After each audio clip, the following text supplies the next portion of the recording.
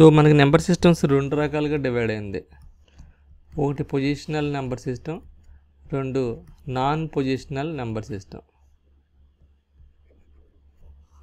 So positional number system అనేది ఒకటి, non positional number system అనేది ఒకటి. ఇప్పుడు పొజిషనల్ నెంబర్ సిస్టమ్ అంటే ఏంటంటే డిజిట్కి position as well as weight ఆధారపడి ఉంటుంది అన్నమాట. Decimal number system is an example of position number system.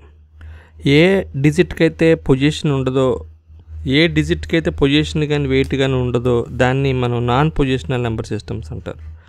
అంటే సింపుల్గా చెప్పాలంటే రోమన్ నెంబర్ సిస్టమ్ ఉంది కదా, రోమన్ నెంబర్ సిస్టమ్. ఇప్పటికీ మనం రోమన్ నెంబర్ సిస్టమ్స్ కొన్ని విషయాల్లో వాడుతున్నాం. సపోజ్ 10th క్లాస్ చదువుతున్నాడు అంటే 10th ఇలా రాస్తారు, 9th చదువుతున్నాడు అనుకోండి ఇలా రాస్తారు, 5th అయితే ఇలా రాస్తారు, 4 అయితే ఇలా రాస్తారు, 1 అయితే ఇలా రాస్తారు, 2 అయితే ఇలా రాస్తారు, సో 3 అయితే ఇలా రాస్తారు. అలాగే దీన్ని ఎల్ కానీ సి కానీ వి కానీ ఇలాంటి కొన్ని సింబల్స్ని నెంబర్స్ని ఐడెంటిఫై చేయడానికి, డైరెక్ట్గా నెంబర్స్ని ఐడెంటిఫై చేయడానికి వాడతారు. దీంట్లో వెయిటు లేదు, పొజిషను లేదు. పొజిషన్ బట్టి కానీ వెయిట్ని బట్టి కానీ ఏమీ లేవు, నో వెయిట్ నో పొజిషన్. దీన్ని రోమన్ నెంబర్ సిస్టమ్ని నాన్ పొజిషనల్ నెంబర్ సిస్టమ్ అంటారు. పొజిషనల్ నెంబర్ సిస్టమ్ అంటే ఏంటంటే సపోజు మీ ఫాదర్ నీకు 125 రూపీస్ ఇచ్చారనుకో, ఇది డెసిమల్ నెంబర్ సిస్టమ్ అనమాట. 125 రూపీస్ నువ్వు ఎలా చేయొచ్చు అంటే 100 రూపీస్ కింద తీయచ్చు, 20 రూపీస్ కింద తీయచ్చు, 5 రూపీస్ కింద తీయచ్చు. అంటే ఇది యూనిట్ ప్లేస్, ఇది 10th ప్లేస్, ఇది 100 ప్లేస్ కదా. దాన్ని మనం ఇలా అర్థం చేసుకోవచ్చు, 10 స్క్వేర్ ఇంటూ 1, అలాగే 2 into 10 power 1 plus 5 into 10 power 0.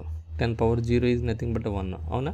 So చూడండి, ఈ 1 అనేది పొజిషను, 2 అనేది పొజిషను, 5 అనేది పొజిషను. వెయిట్ ఎంత అంటే 10 పవర్ 0, 10 పవర్ 1, 10 పవర్ 2.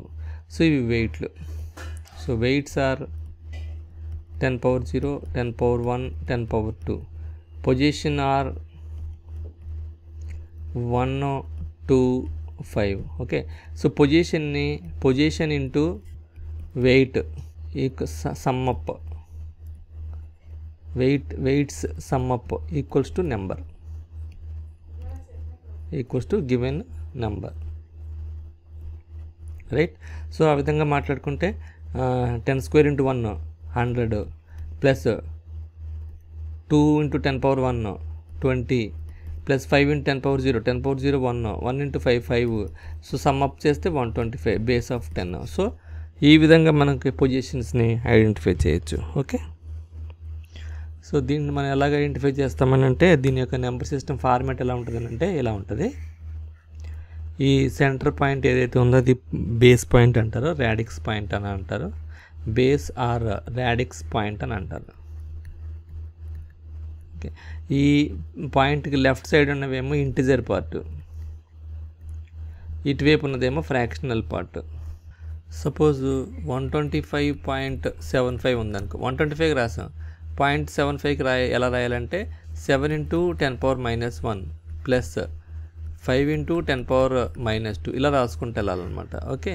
అప్పుడు 7/10 0.7, 5/100 0.05.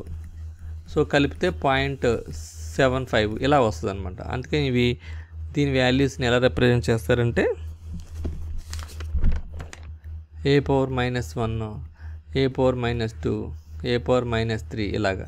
ఇవేమో a పవర్ 1, ఇది a పవర్ 2, ఇది a పవర్ 3, a పవర్ 4 ఇలా రిప్రజెంట్ చేస్తారు. ఇది పొజిషనల్ నెంబర్ సిస్టమ్ యొక్క ఫార్మాట్.